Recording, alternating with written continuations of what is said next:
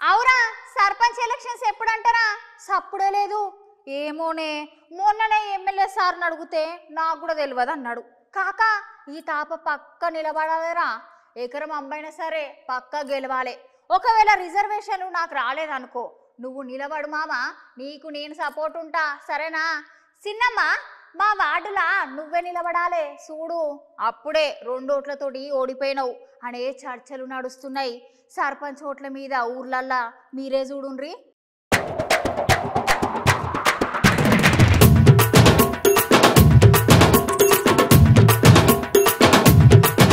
సర్పంచ్ ఎలక్షన్ల మీద సచివాలయంలో మీటింగ్ జరిగిందంట.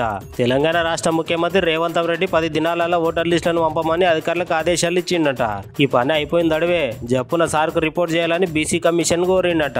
నా నిర్ణయం అచ్చులతోటి సర్పంచ్ ఎన్నికల మీద నిర్ణయం తీసుకుంటుందట రాష్ట్ర ప్రభుత్వం.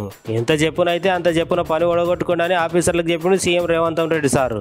మొన్ననే ఎంపీటీసీ జడ్పీటీసీ పదవుల పదవీకాలం కూడా అయిపోయింది కదా. ఇప్పుడు సర్పంచ్ ఎన్నికల మీద దృష్టి పెట్టబోతున్నట్ట రాష్ట్ర ప్రభుత్వం. ఊర్లకు సర్పంచ్ లేక 6 నెలల కాలం దాటింది. మరి ఊర్లో ఉన్న పట్టువారి గిరిదారు సార్లే ముంగట వాడి నడిపిస్తున్నారు. అయితే కులగనం చేసి ఎవరి జనాభా ఎక్కువ ఉంటే వాళ్ళకి ఈసారి సర్పంచ్ పదవి వస్తుందంట. మరి సర్పంచ్ ఎన్నికలు ఎప్పుడైతే మనం కూడా చూడాల్సిందే నుల్లా.